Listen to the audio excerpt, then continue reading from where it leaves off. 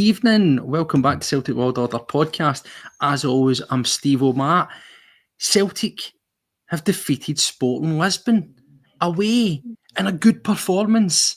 Yes, that's what we're talking about. That's the high intensity that we want. But it's pre-season. We caveat it. We calm down. We don't get too excited and we don't go overcritical. But there was plenty of positives to talk about in that match. Let's talk about them. What were them? Stick around and we'll discuss it. I'm sure you watched it, but let's break it down. Paddy up top, Paul down below. Guys, in short, before we kick off, pleasantly surprised, were we? I was. Bearing in mind what we've seen previously in the pre-season, we've not really set the heather alight.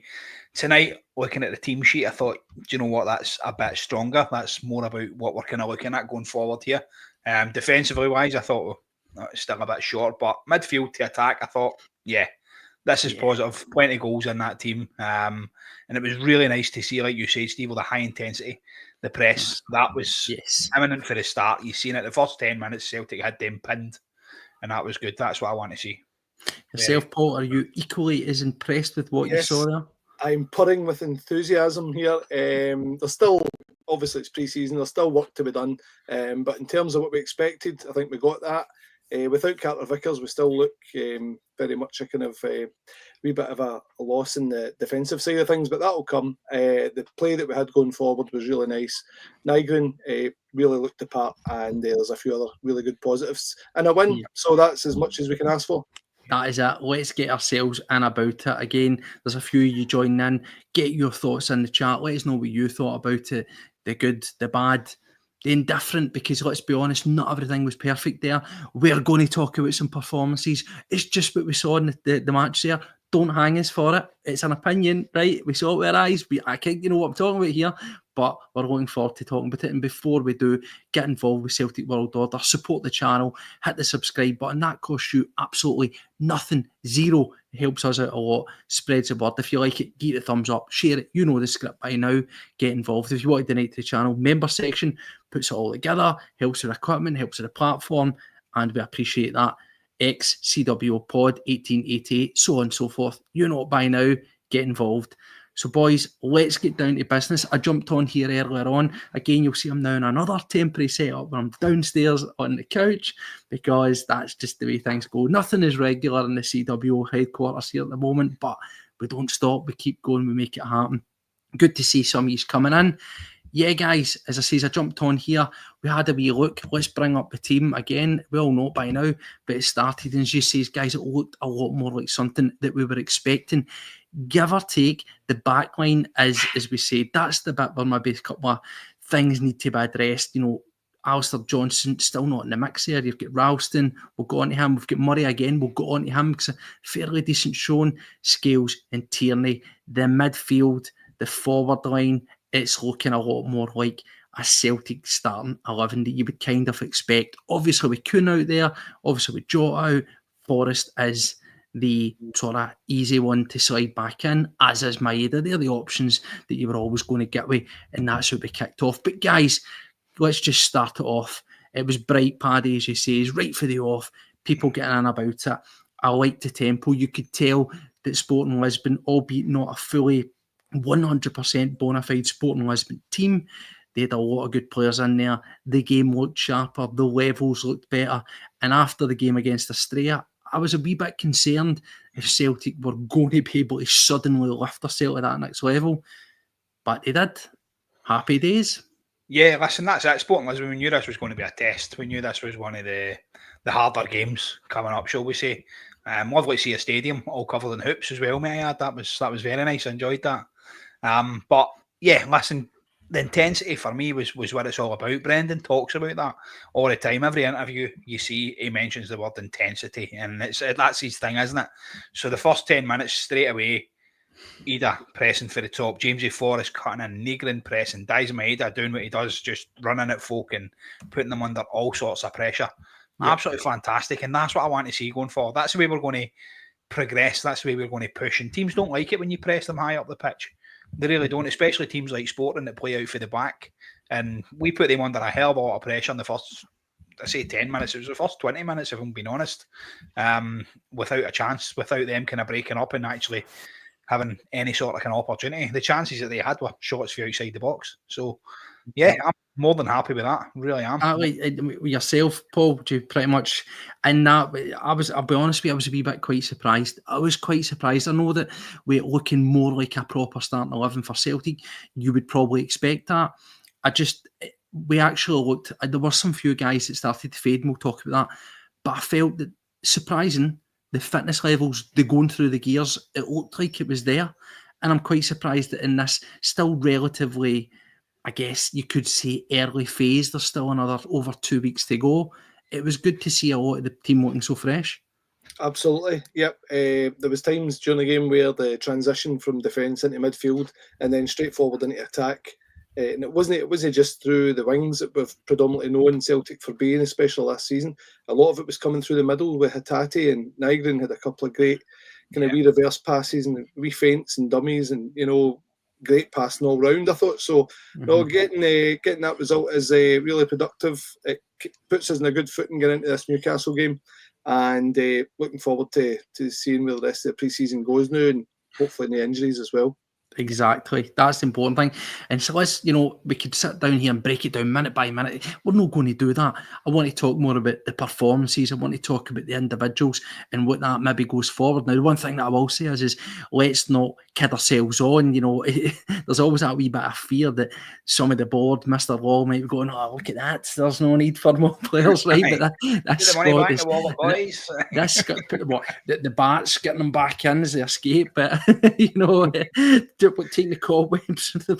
No, I think that we need to be realistic, because it was a good performance. It was very positive, but let's not kid ourselves on. We looked at the bench and it starts to look a wee bit thin, and there's some things that we need to discuss. One thing I do want to touch on, you mentioned that defence transition into the midfield. The midfield for me was moving. I felt that the entire attacks, though, were very central. We were quite narrow.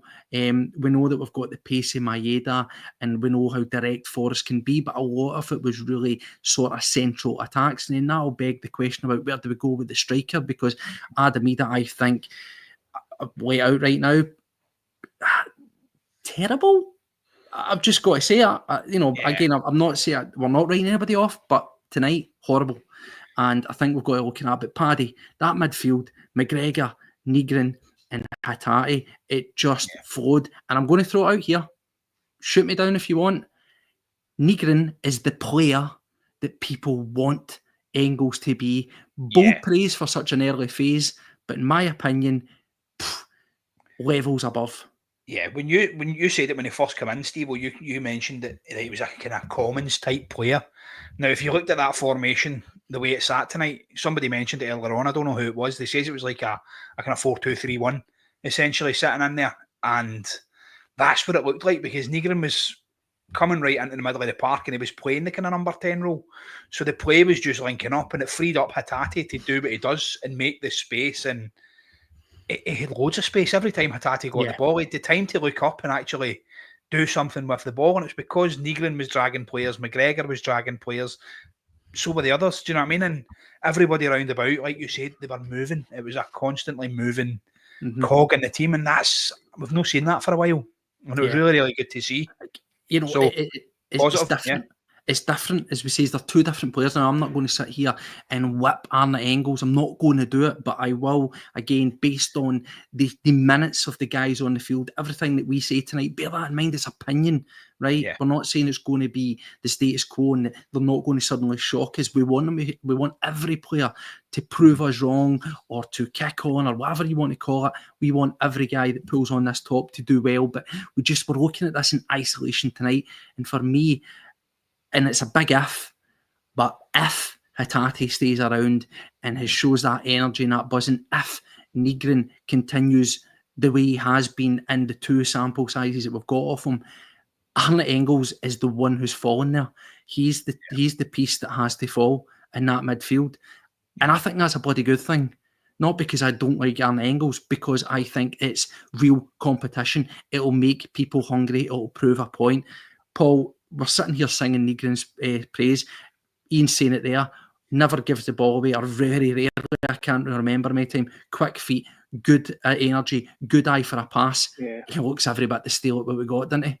Absolutely. It looked like a more mobile kind of, dare I say, version of Matt O'Reilly, with the Matt O'Reilly kind of vision for a pass, which is fantastic. And I know it's very early days, don't want to get carried away, but his link-up play, it was just so refreshing to see a Celtic midfielder with a head up running through the middle of the park.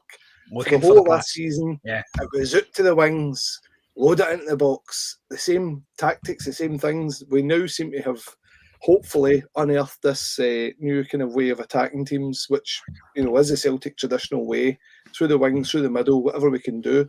But it really looked good. But now we've got an option, Paul. Now we've got that option to. 100%. We don't have to go to the wings. We can go through the middle because Nigrin's got that eye for the pass. So that's what we should have. A team like Celtic should have that flexibility and that strength and depth, and that's something that we'll talk about. And it was here tonight to see that Nygren is an operator. So fingers crossed. I can get back to being that guy for last season, just calling out Arne Engels every single week now, can't I? I'm just going to withdraw all my previous statements. Well, wait a minute. You were quoted as saying he was world class, so let's not climb yourself down so quickly. I know. But no, I listen, we're sitting here buzzing. You can see the smiles. That's what we were looking for. And it was almost like when you watch the team, it was a slight evolution. I know it's early, right? It's early. We're not getting ahead of this, but it was a slight difference for what we've done. It was still very much Brendan possession-based football, but it just felt a wee bit sharper, a wee bit zippier. And this is guys that are still and they've still got over 2 weeks of pre-season left to go. So there's plenty more on the grass, getting training, getting the legs, getting up to speed, learning the drills, learning the patterns of play. And then, of course, we'll get Newcastle around the corner, which is another decent test. But they may well look to maybe, I would probably hope and expect them to maybe try and squeeze in an extra wee game against, even if it's lower class opposition behind closed doors, because I want to keep that momentum going. I think that's important. And I also think it's important to get a lot of certain guys, we'll touch on them, a wee bit more opportunities, because between now and the season starting, there isn't a lot of opportunity to really get the confidence to get things going. But early signs, the midfield, buzzing for Hatate. He's came back. He looks lean. He looks strong. That dynamic, that head up, looking around. He's like a wee meerkat, constantly looking around. And I think with someone like Nygren alongside him, who seems to have that, maybe not the same burst of pace, he's not as energetic, but that same hunger and awareness, they are different midfielders.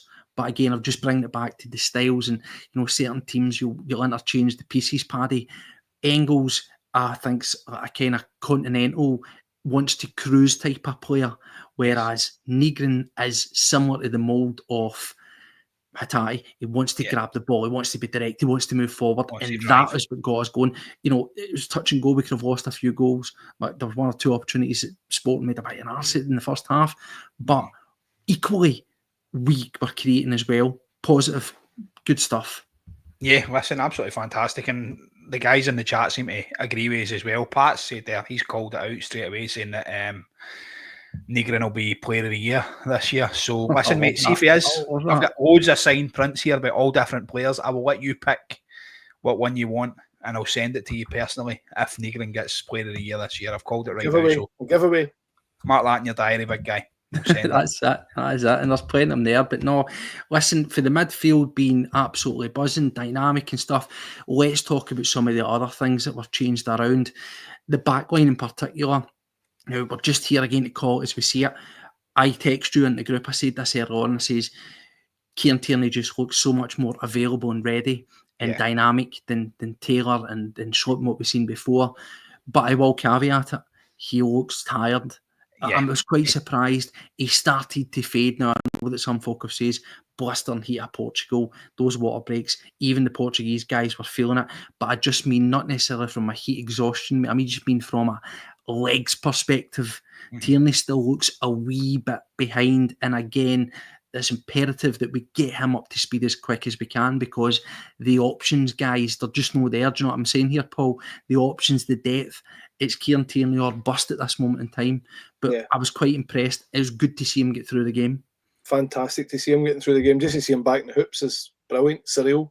And he looked, at times as if he'd never been away in terms of his position, in terms of where he puts himself on the park. Greg Taylor was a good servant for us, but he's absolutely nowhere near Kieran Tierney when he's fully fit kind of class and dig. But the wee man done well. But I thought Kieran just looked, as you say, just a wee bit leggy, a wee bit. That again, that's pre-season. But just having him back in there, just his dig and his effort. He was going long tonight. He was going short. He was trying everything just to mix it up, and he looked solid. Yeah, absolutely. And in that back line as well, it was, I said at the start of the show, obviously we got a bit of Trusty in the second half. I was expecting us to go with Scales and Trusty, because that's probably going to be, let's be honest, at this rate, with the Carter Vickers injury stroke would be surgery. I don't know, we're waiting on confirmation. It's so frustrating to know exactly what's happening there, but out the picture. So it's a bit of a toss of a coin who's going to be there. And then, of course, we say if you don't fully trust, pun intended, Trusty, do you then move in? Do you move in Kieran Tierney? And then again, that's a roll of dice on Inamura, who again we'll talk about as well. But I thought it was Dane Murray that comes in. I think Scales just done Scales things. He didn't do anything particularly bad. And I thought Dane Murray, looked good. He looked tidy. He looked sharp. Yeah. Dare I say it, not to get ahead of it, he put in a performance that was similar to the rise of Scales when he came at the fore and folk were going. But again, let's not get ahead of ourselves. I thought he looked good. He looked strong. He was firing passes in the midfield. There was an urgency there. One or two times he was a wee bit flat-footed, but it was good. It's certainly not changing my perspective on us needing to get in a centre half. Yeah. But the manager likes him, and hopefully he's a young guy who can stay fit and can start to feature at some point for us. Yeah, that's it. We're always talking about bringing youth in, and this lad's been about the academy for a while. He's been proving himself left, right, and centre. He's had a couple of good performances now, showing that he can also score goals as well. He's done that pre-season. He's put one in the back of the net. He looks a decent enough big guy. But I feel going in towards the Newcastle game, we'll probably start with Trusty and Scales. I reckon it'll be the kind of tried and tested. I really do. I think that going forward, you go with what you know, and you don't really want to kind of risk it putting in these young guys. It's all right doing it in pre-season games like this, but the Newcastle game, I feel like you're going to see a more rounded Celtic team taking what we're going to have going into the league, and I think that'll be Scales and Trusty. Because I thought when Trusty came on, I thought he looked good. I thought he had a decent second half. He had a couple of good tackles, and he put himself about. So yeah, I think that's probably going to be our starting. See, in terms of looking at that back line, the starting lineup, Newcastle just round the corner, as we well know, and of course, then before you know it, the season's on us. Alistair Johnson, married, wee knock and stuff as well, bit of extra time off. It's going to be hard for him to get up to speed, right? So at this moment, we've got Tony Ralston, the new Flock of Seagulls haircut Tony Ralston playing. He's maybe wanting to look like a sort of dark-haired version of Scaldini, but I've got to say, it just, again, no disrespect. I love Tony Ralston. I love his commitment. He's a Celtic man. He's a local lad. I love all that stuff, right? Yeah. And he has proven that he is a good option domestically. But I've got to say it, out his depth tonight at times against, let's say, a slightly understrength. They're miles above where you're going to play domestic, but I felt that you get rinsed a few times. And again, I'm not thinking about, the immediate pre-season. In this game in isolation, I'm looking at, do I want to begin into my games, opening game of the season? And again, I'll throw it there. Game against Aberdeen, game against Rangers, God forbid injuries, Champions League qualifier with, Ralston as my other or my main option at right back. Well, no, I don't, Paul. The Bricky, he gives his all. He's no the classiest. We don't expect him to be, he has moments. There was a couple of moments of good moments today, and there was a couple of moments of kind of looking through your fingers a wee bit. But it is pre-season, and to caveat that. Just getting back to Dane Murray briefly, looks as if he's filled out, and it is encouraging. Again, he had a couple of moments, but he had a couple of good moments and bad moments. But there was a couple of times where he was transgressing into a midfielder almost, and he looked head up again, looking powerful, going into midfield with the ball at his feet, and he looks really good. And it may well be that Stephen Welsh's kind of misfortune is his good fortune. So would we have seen him tonight, or would we have seen Stephen Welsh? So who knows? But not, as you say, Johnson's going to have to work his way back in, and it is going to take a bit of time. I don't know where we go in terms of just keeping Tony as our first choice going forward. I don't know. I think he gives his all, but we will have to look at that and try and get Johnson back in ASAP. Well, this is the thing, as I say, when I done the wee pre-show, as we spoke about last night, there's plenty of things that need addressed. It is early, let's not kid on. I know we sometimes seem a bit eager and a bit sort of criticising too much, but it's really just a case of looking at it and saying we are still quite thin. And I feel that there should be an urgency. There probably should have been an urgency about these positions last season, the season before, because we have been running on empty. It's always been Taylor and then somebody that's just, plugging a gap at left back. We never really had that 1-2 combination there. At right back, we got Johnson and we just went, job done. That's it. There was nobody ever really chasing them. And I think, as I say, on the pre-show, and McLaughlin saying it there, get in. Scales probably will be the first choice, but if we get in the Portuguese lad, Flavio Nazinho, as I said as well, if we can get him in, that's brilliant. It gives us depth. It means we can use Kieran Tierney utilitarian. We can bring him in. We have that left centre half sort of option, but he can also play standard position. But I would want to see that. I do want to see. I'm eager for us to see that and rectify it on the right hand side as well. But we need the options. Make no doubt about it. I'm sure the manager, I'm sure the team are looking at it. It's definitely something that we need. But on whole, Ralston, I thought, looked rough at points. We do need the backup. Hopefully Johnson comes in, hits the ground running, and we'll take it for there. The midfield for me was the big standout, particularly in that first half. But let's talk about some of the not so stuff. Let's get it out there. Let's address the big elephant in the room, the big Irish elephant in the room, Adam Idah. Now, listen, we have flipped and flopped and came back and forward, Paddy, about Adam Idah.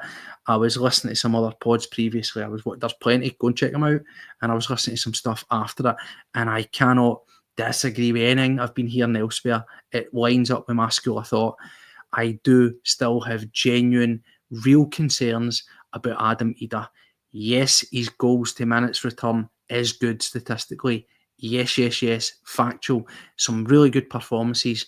But the problem with Adam Idah is it's consistency. We praised him against Australia, in the box, charging, putting one in it.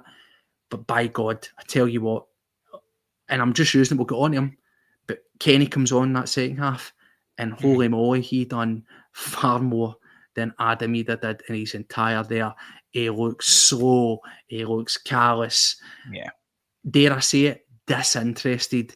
Is this a guy, mate, who is simply in confidence crisis, or is this just what you're going to get for Adam Idah, Paddy? Just like lethargic, if I'm being honest. That ball that Kieran Tierney put in for him, putting it basically on a plate, all he's got to do is put his foot through it and it's in. As if he's trying to be too smart, too cocky with it. And to be honest, he's not a good enough striker to do that. He really isn't. Listen, the ball for KT was fantastic. He's put it on a plate. Steve, you're just after back surgery, mate. You'd have scored that. Do you know what I mean? Like, honestly, I'm fat and I can't run. I'd have scored it. Do you know what I mean? It's one of them. All you've got to do is just put the boot through it, put a bit of power on it, put it in target, and he's just... I mean, I think he kind of shanked it. It came off his knee and his shin, but that's still, it was pinpoint. To quote Roy Keane, it's his job. Do you know what I mean? That's that guy's main job, is to put the ball in the back of the net. Not to link up play, not to get involved or assist or whatever. He's your main man. He's the striker. He's your boy standing in the middle. Put the ball in the back of the net, mate. And tonight's the night. It's all right scoring against, the last mob and a couple of tap-ins, but tonight's a night where you really want to put yourself in the headlines and say, I want to go there and grab a screen with the scuff of the neck and make it about me. I'm your striker for the next season. And he shot the bed. He really has. Well, here's the thing, guys. Pre-season's about a number of things. First and foremost, it's about minutes in the legs, getting up to fitness, working on the patterns of play, bringing the training ground onto the field, putting it into practice, right? Tick, number one. But it's also about stating your claim for your place, 100%. Turning the manager's head and convincing either the manager and the staff, but also if you are underperforming, as Adam Idah has been, up and down, it's about convincing the fans. That's the big thing.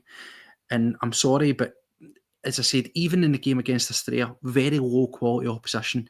He takes his goal well. He's in the right places where he says, forget the linking up play, accentuate the positives, hide the negatives. That's what he should be doing. Different game tonight. He's having to come and look for it, join up the play. So maybe, as we say, we're quite narrow as well. We weren't getting that purchase across the box, but you've got to be sharp, you've got to be ready, particularly at Celtic. And again, I know it's a practice match. I know it's pre-season, Paul. There's nothing on the line, but you've also got to treat it like a competitive game, because let's just say we get into Champions League and we draw Sporting Lisbon and that chance falls to you. That could be all she wrote, because as we saw in that first half, you get 2 chances and flash it. A decent striker. You just beat Alessi through that. He's trying to kind of almost just finesse it into the kind of corner with a bit of kind of turning his boot on it. You really just power through that if you're a ruthless striker. And it just looked as if as Paddy says, he looks cumbersome. He looks lethargic almost, and it'll need to be sorted out. Really well. Yeah, and here's the thing: we know that, as I said earlier in the pre-show, wee Meg's going to one further and saying it was absolute shit. But there we go. But the thing is we'll look at what's happening, right? Incoming, it's happening. We're going to be getting Shin Yamada. We spoke about him. No matter what we think of Shin Yamada, I can tell you one thing about Shin Yamada, right? See if he traps up and he's got the energy and the commitment levels. I'm not rewriting history and saying that O is brilliant, but even O had that bustling about and that energy. See if Shin Yamada can come back and show a percentage of the energy that you got out of O, or even a small percentage of the energy you get out of Maeda, meanwhile tucking in a goal every other couple of games. Adam Ida's going to be in serious trouble, because he looked lethargic, and I know it's different players and things like that, but simple things. Doesn't have the energy, or maybe doesn't have the desire, or maybe it's just that he's a big guy, not chasing down. I know it's a friendly, not chasing it down, but for example, do you remember the ball comes in and the goalkeeper commits? He commits, and then he sort of side foots over to the ring. See if that's Maeda that's in that position. He's breathing down that keeper's neck, and then as soon as he passes on, he's over the defender. Big Adam Idah just strolls into the middle of the park. That's not going to cut it in a Celtic shot.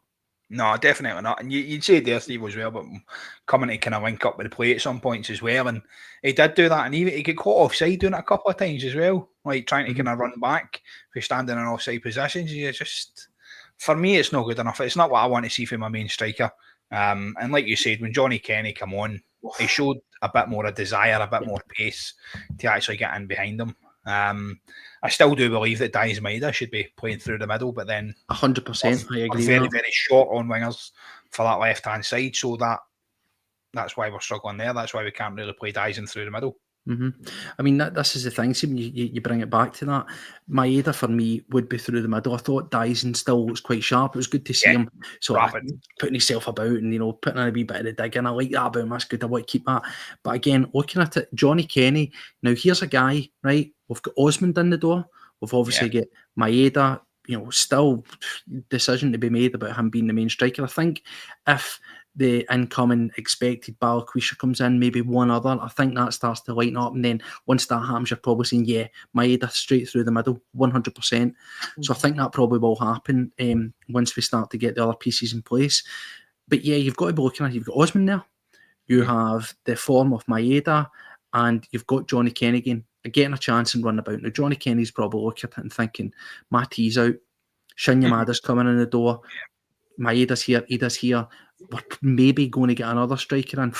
I'm gone. But what does he do? He comes on and he proves a point. He runs about. He shows great energy. He shows great strength. He sets up that second goal with a great run, good bit of winning the play. Dig, runs, drives, pass, sets up the goal for McCown, right? Well, he wins a penalty for the first one as well. And you took the words, you totally forgot there. So he gets himself involved. He shows something. Yeah. And again, he's desperate. He's a guy who's voiced, this is the club I want to be at. This is the club I want to play for. Mm-hmm. Now, Johnny Kenny, I want your thoughts, both you guys. And again, likewise, get the thoughts in. We're trying to get as many reactions for you guys up on the screen as possible. Let us know what you think. But this is the thing, I was just saying Johnny Kenny will be seen nowhere when season starts. That may well be the case, but see any minute that he's getting himself, he's got to plant a seed and put it in there. And this is the thing. Where are you guys at with Johnny Kenny? Now, I know it's a small sample size, it's tiny, but we've said this over and over and over again.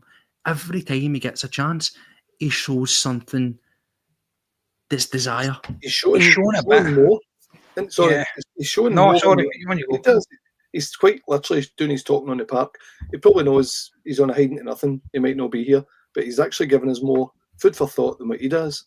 And tonight, running with the ball at his feet, I think he looks brilliant. Again, it's pre-season, you can't read too much into it. And he's a player that everybody probably thought was an unfashionable choice. But do you know what? If he continues to do what he's doing, the manager will favour him over Ida at some point if Ida doesn't start getting his finger out. Yeah, I feel like he'd be favoured over Ida. I really do. I feel like he gave us a better option, but I'm still not 100% convinced on him, if I'm being honest. He come in, obviously had a fantastic loan period, scoring in the Europa League, not the Europa League, sorry, the Conference League, and coming into Celtic, and he had this European goals. He was banging them in. He was on form. And it's like we've said before, the Celtic jersey's heavy, especially if you're a Celtic fan. He maybe wants to prove himself, maybe he's trying a wee bit too hard. But for me, I've not really seen that. What I'm looking for, that killer instinct yet. Yeah, he's good with the ball at his feet, but I want to see a couple of goals, especially against some of the teams that we've played against. Well, Paddy, here's the thing I've got to look at and say, what do you want your strikers to do? Of course, want goals, right? You will always be measured by your goal return as a Celtic striker. I say as a Celtic striker, well, as any striker, but as I've said a million times, depending on the team, depending on the league, depending on the expectations, you can cruise a season with 6 goals, right? You can do it at Harms. When you're at Celtic, you will be, every minute you get on the pitch, people will be looking at minutes to goals, minutes to assists, minutes to goal involvement, they'll be looking at all that stuff. So, it's what you are sort of hung or praised on. It's fact. Now, the thing about Kenny is he shows a lot of versatility, right?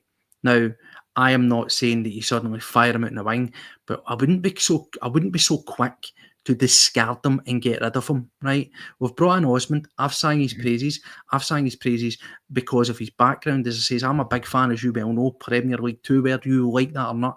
Amazing talents in that league, right? He'll be playing against some of the best talents that are going to break into teams soon, if not having already, and just drop them down, getting minutes.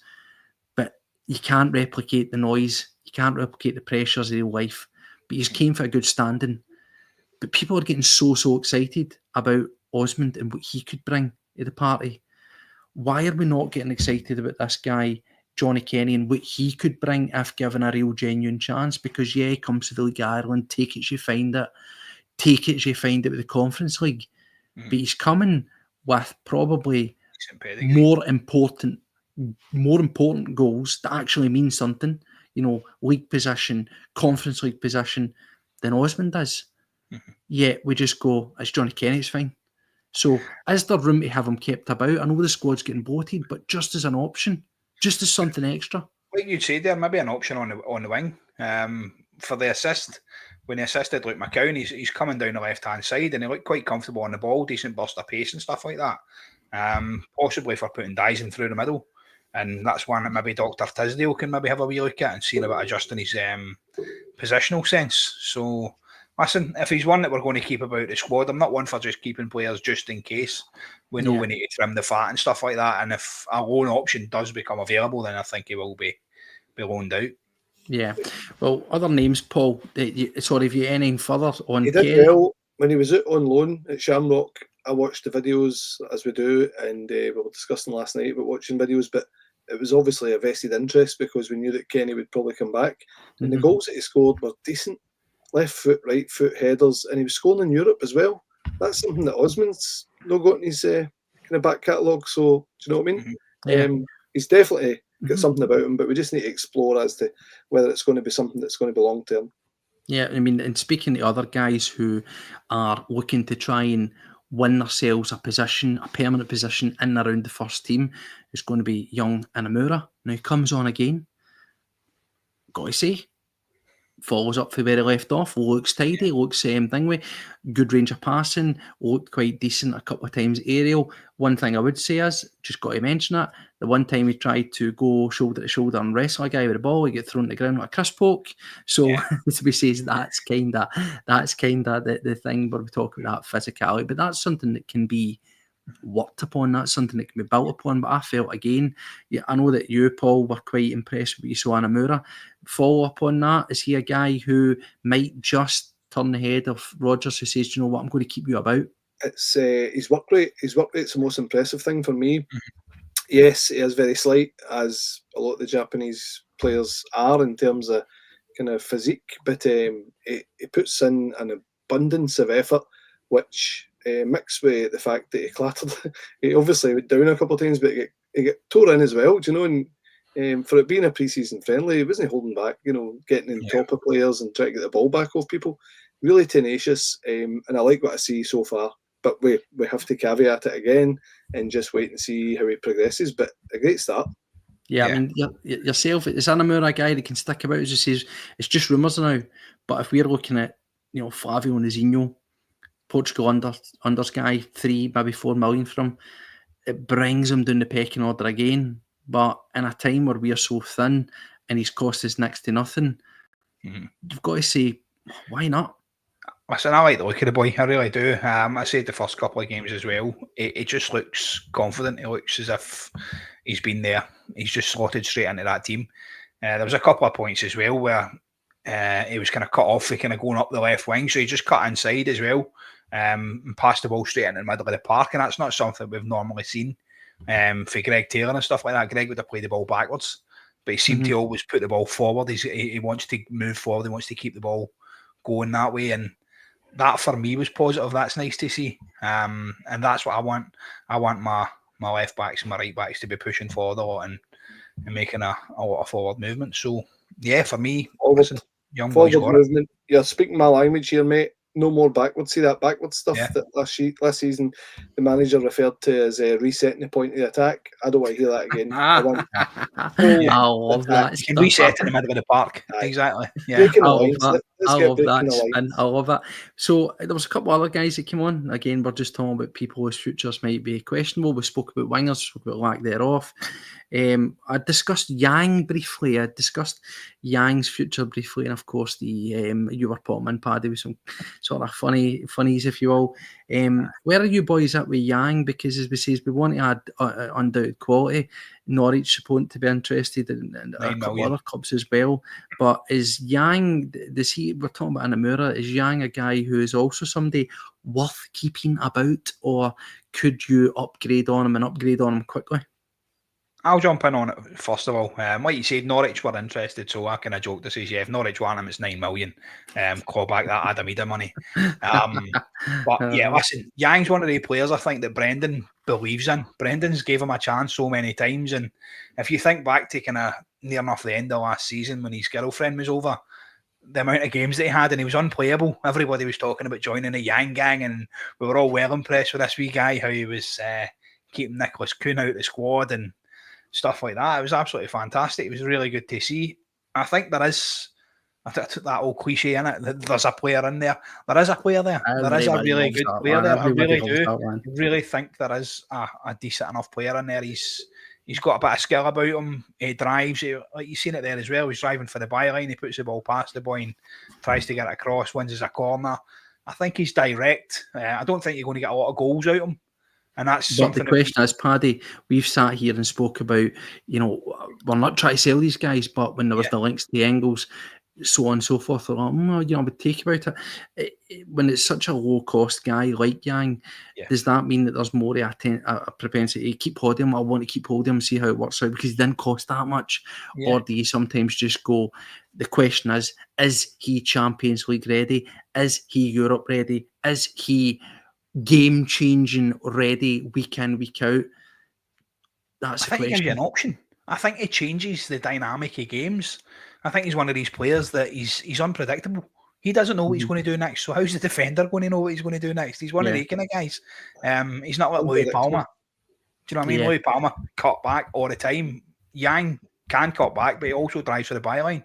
And that's what you want. It's again, forward thinking. He's one of these players. You're not going to get a lot of goals out of him, which I know we get from our wingers, but I think it gives you a different dynamic, and that's something that's worth keeping about in the squad, in my opinion. What about yourself, Paul? We know that you quite are some of our Asian contingent at Celtic. You're quite enthusiastic about most of them.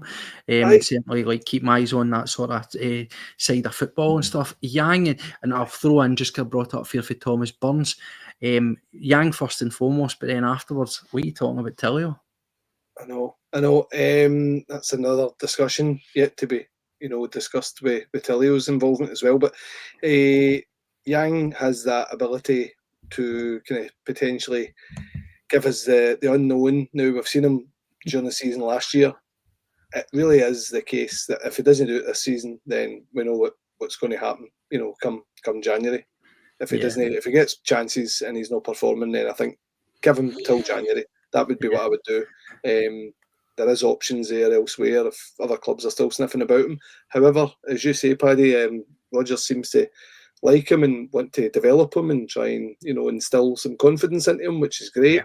And if that can pay off, and it might just be that, I was talking about it last night in the video, but the manager's putting an arm around certain players and just giving them that wee bit of encouragement, and he's got to do it himself as well. So let's see.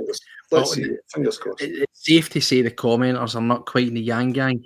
Smelg, obviously, he's on YouTube. He is saying that he's some kite. See you later. P. McLaughlin, he's also in on that. Not for him. And Big Dom is saying that he is not the standard required for Celtic. And guys, I've got to say again, we're just talking about it. I fully, wholeheartedly agree. To use the cliche again, there is a player in there, but we always say as well, another cliche, wingers are naturally inconsistent. But the reality is when we are so thin on options, you need somebody that you can kind of hang your hat on. That is what you need. And it's so low quality or low cost, that if a team's coming in and you're cleaning your nose on them, that's when I say, you sell them. I think if somebody's coming in, they're offering you less than you paid for them, you're in Championship, who are you having a laugh at? No chance. But if they come in, they offer you, like as I says, who knows, maybe you get a old situation where they offer you a wee tidy profit. Well, do you know what? You bite the hand off, you take it. I want to talk about Tilio, Paddy, just ever so briefly. I want to get around these peripheral nonsenses. Yeah. What is a Marco Tilio, mate? Because we hear that he's always brilliant in Melbourne, but the prince that promised, is that it? Is that what Marco Tilio is? He's the prince that promised all. That's for me. He's come in. Everybody's been raving about him. He's went out there. He's been absolutely fantastic. He's had a brilliant season. And apparently Melbourne want him back. So listen, I've seen a couple of wee bits that here and there where he was running, and I think the big guy was at St Just had a wee snap at him, as he did to a few others as well. He was a big butcher, the big number 3 for Lisbon. I think he'd a crack at everybody, but Tilio had a wee kind of spat bit with him, but then he didn't really show a lot of passion for me. I don't think that the Celtic jersey's a good fit for him. I think if Melbourne want him back, then I would say, like you said, Steve, we'll wipe your nose on it, we'll get the profit back and just go. Yeah, well, as I say, that's the thing. Big questions to be answered, but I think that it's Smelgoff saying we've got to get rid of the deadwood. Yeah, there's been a bit of interest in Kwon. You know what? See you later. Let's go. All for that. Tell you if they want him, take him. Because this is the thing as well. And then there's a couple of other names that are getting thrown in. Remember, we've still got guys at home to come back. Wow. I spoke about Palma ever so briefly, and that's it. I like William's optimist. If they offer 15 million, William, I love it, but I don't know what you've been smoking, brother, because 15 million rupees, 15 million Yang and Palma for 15 million Zimbabwean dollars. I don't we're getting anywhere near the pound sterling on them for that. But I like that. I like that optimism. But in terms of bringing it back to base camp, there's a few comments, and I just want to address this because we spoke about Trusty. You mentioned that's the guy that's going to be there. Jamie Brown still has his concerns over him. The physicality element of Trusty, it's going to be something that's going to continually pop up. And you saw wee bits, and I like that comparison. Big Julian looked like he had all the attributes, decent with the ball, his foot good in the air, but didn't like the physicality, did he?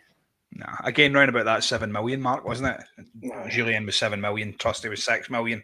Coming in, when you're paying that kind of money for a defender, you're expecting him to hit the ground running. Trusty, for me, gets found out quite a lot. He has got a good turn of pace on him. He's very, very good at winning the ball in the air in his own box. He did have a header in the opposition box, which was nothing really to write home about, but I want to see more passion for him. I want to see a bit more aggression. You want your defenders to be a bit more powerful in there to not get bullied. Like they're saying, Big Dykes used to push Julian off the ball all the time and have the wee niggly parts. The players are doing that to Trusty. You seen the big guys, Sam Dalby, that was at Dundee United when we played against Yeah. them. He ran him ragged. Like, Trusty didn't know what to do with him. He really didn't. He just come back off of the Atalanta game where he played an absolute blinder, in my opinion, and then he plays against Sam Dalby, and Sam Dalby makes him look pish, to be honest. Do you know what I mean? That's just that's the is that the technical term? Aye, I think so. So for me, he needs to get the finger out. He really does. Carter Vickers was our number one, but obviously we don't know how long he's going to be out for. So going in with Trusty and Scales, it kind of scares you a little bit. But we sat here last season and we said the exact same. Well, Paul, Thomas disagrees. Get the opinions in if there's anything else. Thomas says he thought Trusty and Scales played well tonight. As I said, I thought Scales done all right. He didn't do anything wrong. Can't criticise. I thought Trusty looked not too bad in these moments there. But do you have the same level of faith as Thomas does here? It's going to be, again, the same scenario where I've said it a lot about players from last season, where this season really they have to kick on. And he is the epitome of that. He had good and bad moments last season. We now face this proposition where Carter Vickers is obviously going to be probably out for I don't know how long if he gets this operation. He just needs to be a bit more direct. It just seems to be that kind of element of you don't know what you're going to get with him, and that's not good enough for a Celtic centre half. We really need to have physicality and a good bit of football playing as well for your centre half. So, he has got the ability to win headers, but he really needs to be a bit more direct and take games with the scruff of the neck. And so far, I haven't seen it from him. But I'm hoping that this season he'll prove us all wrong. I mean, as not to rewrite history here, I had a wee bit of debate that I was discussing on our pod, and it was around about who have we replaced and who haven't we replaced. And I think now in the fullness of time, Carter Vickers, the guy's a Rolls Royce, but at this moment in time, unfortunately, he's an old Rolls Royce that needs a wee bit of maintenance every now and then. Do you know what I mean? Breaks down every so often. And I've got to admit, I do have slight concerns around that. I'm not writing him off, but we need him to be on it and we need to be fit. And I think that if Celtic if he's getting surgery, if he's getting recouped or anything like that, he cannot be thrown in. This is where it becomes imperative. It would be tempting to chuck him in early, maybe for that Champions League, no games on his belt, boom, get him in, speed Carter Vickers, and then it goes wrong. This is where Celtic need to be agile. This is where Celtic need to be realistic. They need to think, see if it means going out and buying one, even dare I say it, two centre halves, right? It has to happen. We can't fart about here. We cannot mess around. There is too much at stake. The baddies, who knows how they'll pan out, but they've got a crack at the whip to get into the Champions League. God forbid they did and we didn't, right? The league as well, long term, as I said a million times now, God forbid we didn't win that league because they would get direct entry. There is so much at stake, not just the title, not just reputation, but a lot of bloody money on the line here as well. Yeah. And we need to starve them as much as we can at those additional revenues. And it starts, some people say, it's an old cliche, build your team for the back. Mm-hmm. Celtic's back line has been running on the bare minimum for a couple of seasons. We have never truly replaced, and again, he split as Starfelt. We could be doing with a Carol Starfelt in that team, and you never truly recognise what you don't have until it's no there. Have we truly replaced these guys? As much as people won't like this, I'm not rewriting history and saying these guys were greats, but I look at who we've got. I think Sviatchenko was better than some of the options we've got. I think Boyata was better than some of the options that we've got. Aside from Cameron Vickers, I know hard to tell because we've never seen enough, but I think aside from Cameron Carter-Vickers, Celtic have never really replaced, and as I say, a player that you can hang your hat on. They've never really had it. That needs to happen soon, Paddy. I want a no-nonsense defender. I've said that on here so many times. I'm not worried about this guy that's going to play out for the back and make everything look nice and pretty. I want somebody that's going to put the ball away, somebody that's going to get it back up the park to the dangerous end for us. I want us to be on the attack. If the ball's in their half, they can't score. It's as simple as that. And if somebody's coming at you, if in doubt, put it out. Less of us trying to play about with the ball and try to pass it 25 times across the back line. I don't want to see that. I want an old school defender, a Bobo Baldi, a Stan Varga, something Mark like Baker. that. A Raymond Vega. Do you know what I mean? Yes. I And, you know, and here's the thing, boy that's going to do the job. on that point, Ian's saying it's difficult for us to strike that balance where they've got defensive properties but also pace. It's clear that Rodgers isn't going to, he's not going to compromise on his principles, right? He's no. But surely there's got to be a middle ground here. Surely there's got to be a middle ground where, as we say, again, let's just look at Starfelt as an example. Did he have fantastic pace? No, he didn't. He didn't. But again, with the recovery pace of, say, Tierney alongside you, and Cameron Carter-Vickers is no too shabby at turning the corner either. Maybe there is allowances for somebody who is just a defender. You know, we've seen that tonight. We've seen that tonight. And for all that Tierney is, how many times did you see him just clear the ball and shell it?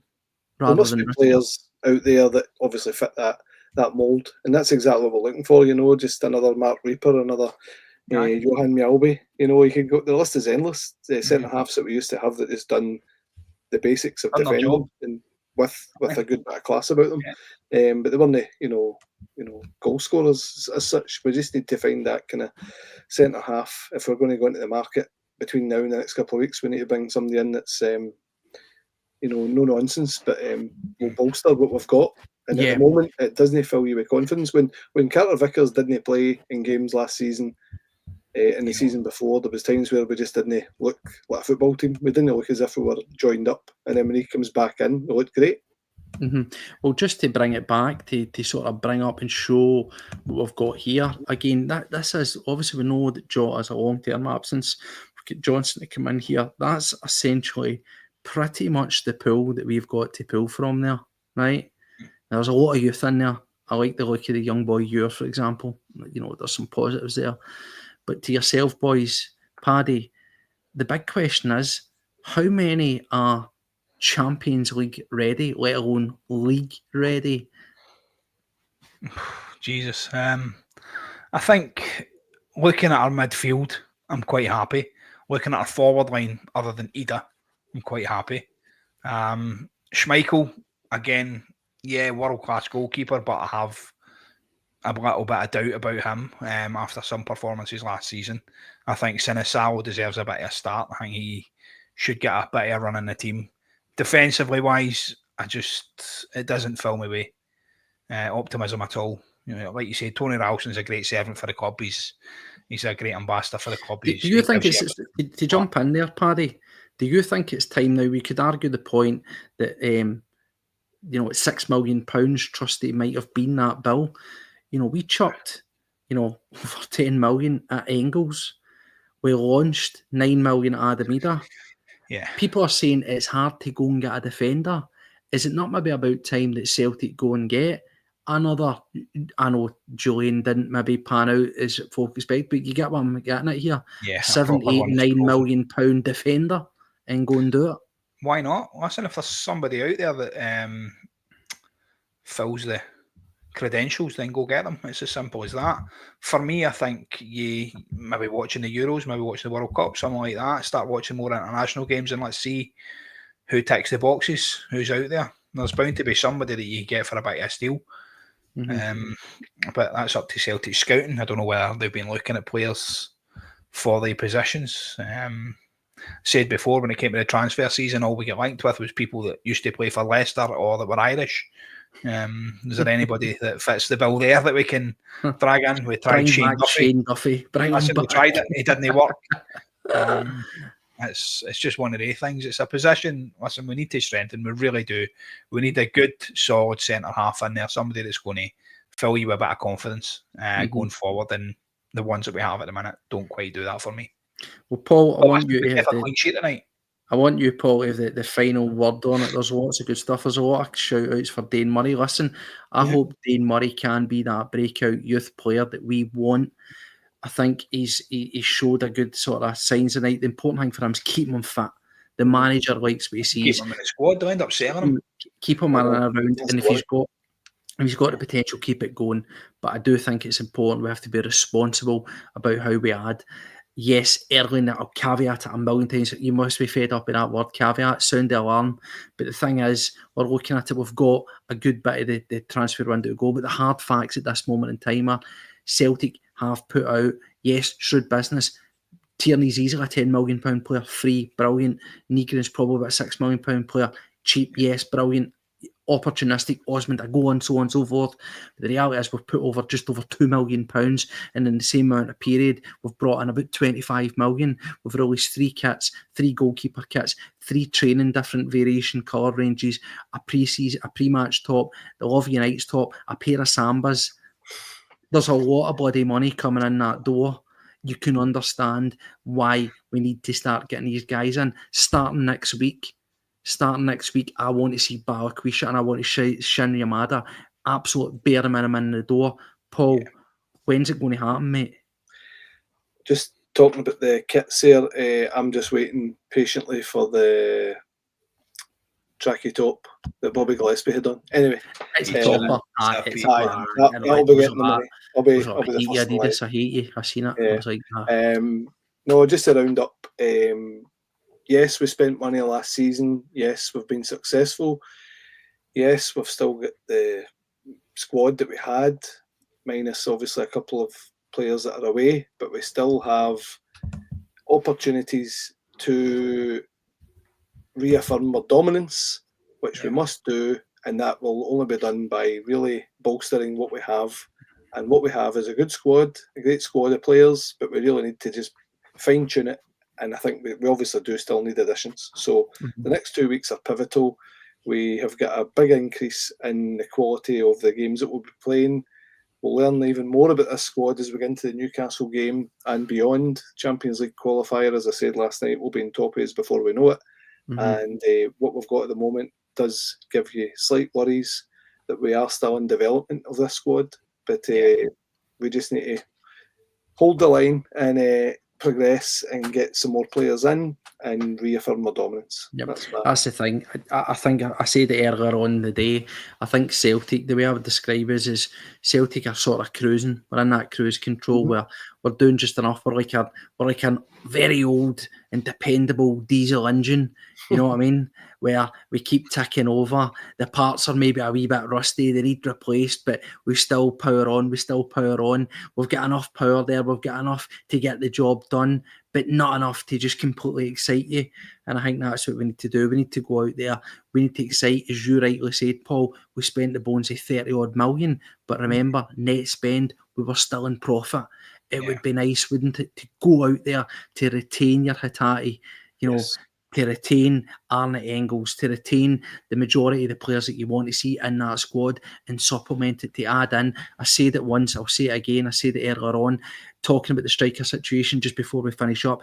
Edward is easy, it's cheap, it's getting thrown about. Do I think it'll happen? No, I don't. But see, if it was to happen, the reality is I would take it because I don't see us going and spending 10, 11, whatever million on a guy that's we've either been linked with or that we've never heard of. I just don't see it happening, particularly with the blow, Maeda, Shin Yamada, Kenny, Ida. Are they then going to go and do that again? Absolutely not. But if you could bring in a returning, Edward for 6 or 7 million, you know what you're getting, and it instantly levels you back up. That's where I'm at with that one. But there's many positions that need done. But listen, guys, I have thoroughly enjoyed it. We've almost been 150 strong at some point for nearly going on 11 o'clock. Brilliant to every single one of you. Thanks for watching. Hopefully you enjoyed it. If you liked it, if you are in this chat right now, and I'll bring this up right now, check this out. Why are you not subscribed? 44% of you beautiful people that watch this podcast still watch casual but don't hit the subscribe. It costs you nothing. Absolutely nothing. Help us break that 2,000 mark for the start of the new season. That is our aim. Here, share the content. Get yourselves involved. Guys, it's been a pleasure. We're happy. We look towards Newcastle with a wee bit of enthusiasm. But as always, we've got to just keep eyes on the prize, keep eyes on the focus, keep eyes on the board, because we can't let them away with murder. Tonight's a good result, but it doesn't gloss over the sins, Paddy, does it? Definitely not, mate. We still need investment, like Paul had said there. We invested nearly 30 million last year, and we probably still need to strengthen those same positions. So it just shows you it's a progress. We need to keep invest and keep going forward, and that's what's going to happen. So yeah, What's the process? Yeah, Trust. I love it. Trust the process. Yes, Paul. Get your big green tinted specs on. I love it. Listen, thank you to every single one of you. Enjoy the rest of the night, whatever you're doing. We'll be back throughout the course of the week. Take care of yourselves. Until the next time, as always, Paddy, send it home. hail, guys. See you later. Bye bye.